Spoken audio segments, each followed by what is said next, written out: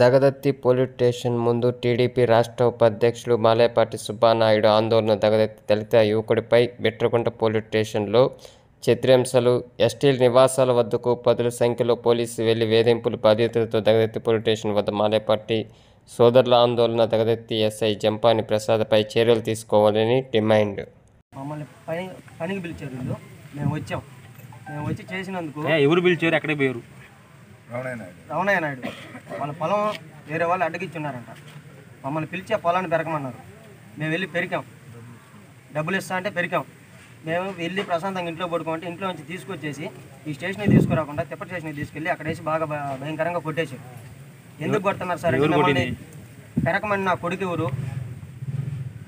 మిమ్మల్ని పెరగమని నా కొడుకు ఎవరు? మిమ్మల్ని పెరిగిచ్చిన నా కొడుకు ఎవరు? అసలు మీరేం పెద్ద రౌడీలా? అసలు ఎందుకు పెరగాల్సి వచ్చింది అని చెప్పి బాగా భయంకరంగా చెప్పమ్మా. దగదత్తి వేసే సార్ భయంకరంగా కొట్టేశాడు. సార్ నాకేం తెలియదు సార్, వాళ్ళు పిలిచారు, మేము వెళ్ళాం. వాళ్ళు పిలిస్తే నువ్వు వెళ్తావురా అని భయంకరంగా బూతులతో భయంకరంగా కొట్టేశాడు. మేము వాళ్ళు పనికి పిలిస్తే వెళ్ళాం. ఏం పని అని చెప్పారు? పొలం పెరకాలనే చెప్పారు. వెళ్ళాం. మా కూలి ఇస్తా అన్నారు. వెళ్ళి ప్రశాంతంగా ఇంటికి వెళ్ళి పడుకో ఉన్నాం. ఇంటికి వ్యాన్ తీసుకొచ్చేసి 6 మంది పోలీసు వాళ్ళు వచ్చి తీసుకెళ్ళిపోయి భయంకరంగా కొట్టేశారు తిప్పలో వేసి. నన్ను ఒక్కడే తీసుకెళ్ళారు.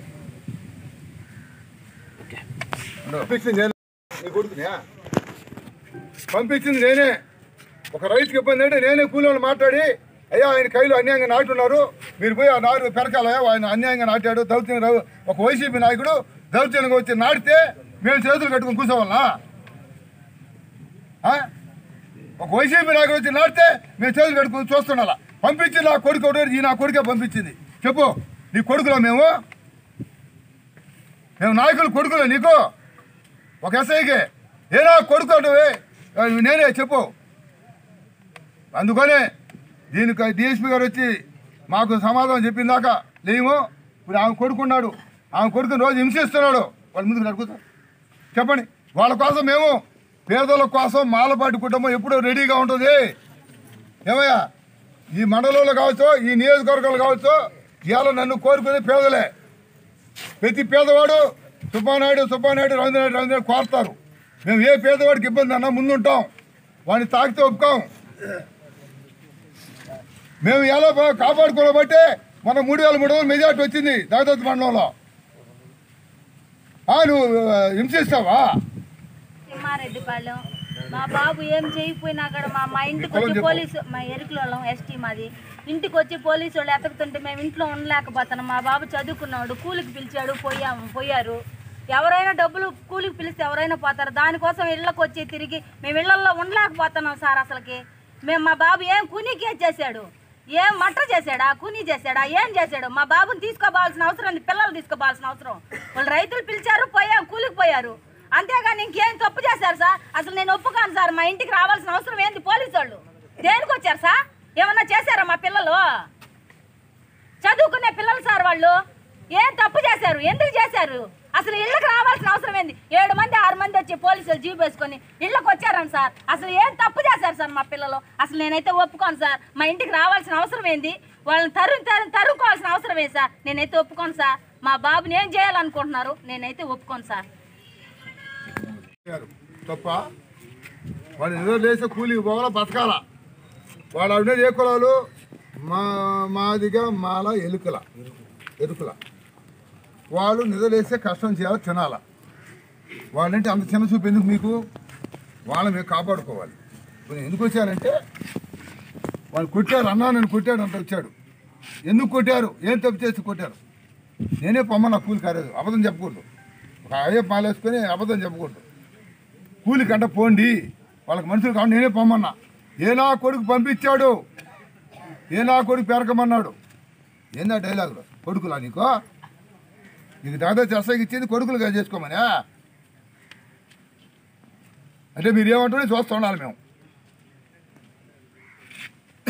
ఏమంటుండే మేము గమ్ముగా కూర్చోవాలి. మా వాళ్ళని కొట్టినా ఏం తప్పు చేస్తానయా? నువ్వు జీబేసి రోజు ఇళ్ళ చుట్టూ రౌండ్ కొట్టడమా? ఆడవాళ్ళు వాళ్ళు అసహ్యంగా భయపడిపోతాం. ఏది మేమేం తప్పు చేసామని? ఏమన్నా మటర్ చేశారా? మానవంగా చేశారా? దొంగతనం చేశారా? ఎందుకు వాళ్ళు ఎందుకు వాళ్ళ ఇళ్ళ చుట్టూ ఏందో తప్పు చేసినట్టు నువ్వు అందరినీ అప్పుడు వైసీపీ ప్రభుత్వం పట్టుకోలేదే, మనుషులు చంపేసి కూడా పట్టుకోలేదు, మనుషులు చంపేసి కూడా పట్టుకోలేదే. లైన్గా ఒకటి కాదు రెండు కాదు, రోజుకొకటి జరిగాయి. నేను రోజు ఒక ధర్నాలు ఉండేవాడిని. ఈరోజు నా మీద 16 కేసులు ఉన్నాయి. ఎవరు చెప్పాలి? పార్టీ కోసం 16 కేసులు పెట్టుకున్నా. ఈరోజు కూడా పరిస్థితి అంటే ఎందుకు మేము రాజకీయం చేసేది? జంపాని కుమారు తక్షణం నుంచి వెళ్ళిపోవాల్సిందే. మేము కొడుకులు అన్నప్పుడు మేము పాలన చేసిన రాలేం, పని చేయలేం. మా చంద్రబాబు నాయుడు గారికి, మా లోకేష్ బాబు గారికి మేము విన్నపించుకుంటున్నాం. ఖచ్చితంగా జంపాని ప్రసాద్ నుంచి ట్రాన్స్ఫర్ చేయాలి, లేకపోతే మళ్ళీ కూడా నేను ధర్నా చేస్తాను. మేము వేసింది టీడీపీకి సార్, ఓట్లు వైసీపీకి వేయలే. మేము టీడీపీకి ఎట్లా వేసి కూడా మేము పోలీస్ స్టేషన్ కాడ కూర్చోవాల్సిన కర్మ ఏం పట్టింది మాకెందుకు కర్మ? వైసీపీ ప్రభుత్వంలో 8 మంది మీద కేసు పెట్టారు. రెట్టి పుణ్యానికి మా వాకిల మీద మేము ఇచ్చినట్టు వైసీపీ వాళ్ళు 8 మంది మీద పెట్టారు కేసు. ఏంటంటే నిరసన కార్యక్రమం అంటే వైసీపీ ప్రభుత్వం ఉన్నప్పుడు తెలుగుదేశం కార్యకర్త హింసించారు. ఒక కేసు కాదు, మీకు అందరికీ తెలుసు. నేను ప్రతిరోజు ధర్నే, నా మీద 16 కేసులు. దుగ్గిరాల కరుణాకర్ని ఇల్లు లేదని చంపేశారు వైసీపీ వాళ్ళు. అదేవిధంగా గోసిపాతల తేజ డీజిల్ పట్టలేదని కాలుతో చేతితో తన్నారు వైసీపీ వాళ్ళు.